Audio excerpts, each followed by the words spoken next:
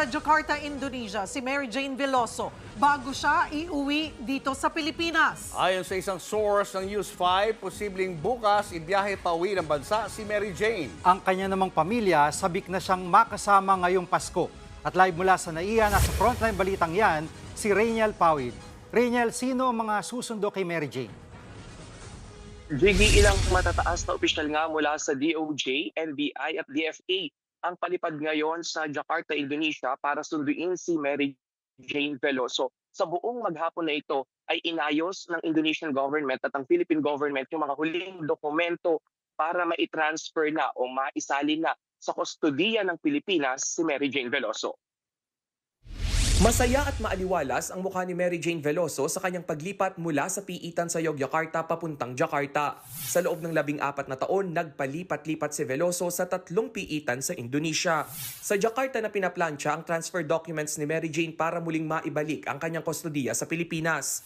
Kahapon, nakatakda sanang lumipad pa Indonesia ang magulang at 2 anak ni Mary Jane Veloso. Ito na sana ang huling compassionate visit nila kay Mary Jane.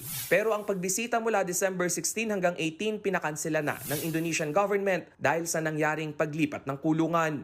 We were advised na to wag na ituloy yung visit kasi baka wala rin silang maabutan doon. Andito kami sa Jakarta ngayon. Once we are informed na andito na si MJV, we're hoping to get consular access. And then from there, we'll know na kung kailan na talaga siya makakalipat papuntang Manila. Kahit pa hindi natuloy ang pagbisita, galak na galak pa rin ang 16 anyos na bunsong anak ni Mary Jane. Nagpapasalamat po ako sa Indonesian government dahil po sa wakas po makakalaya na po yung mama ko.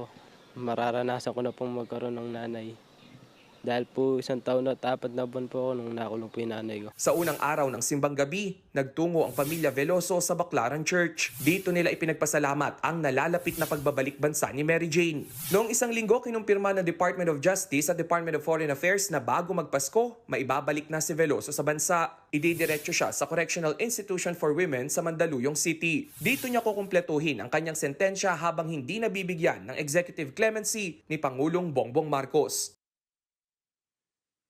Jiggy, sa katatapos lang na press con sa Jakarta, Indonesia ay nakumpirma natin na bukas ay didiretso na nga ng airplane o ng airport. Ito nga si Mary Jane Veloso. Exactly 12:50 Philippine time ng Wednesday ng madaling araw yung kanyang flight doon sa Jakarta. So roughly mga 5 a.m. ng Wednesday ay nasa Pilipinas na itong si Mary Jane. At pagkatapos nga nun ay didiretso siya agad sa Correctional Institution for Women sa Mandaluyong City. Pero ang nakuha nating information naman sa DOJ ay isa sa ilalim muna siya sa medical assessment dahil nga doon sa lumalala na sakit niya sa ovaryo at sa dibdib. Jiggy. Maraming salamat, Rainiel Pawid. Mga kapatid, Jiggy Manikad po, iba na ang may alam at may pakialam sa panahon ngayon. Para sa konkreto, kumpleto at komprehensibong balitaan sa Frontline, mag-follow at mag-subscribe sa social media pages ng News 5.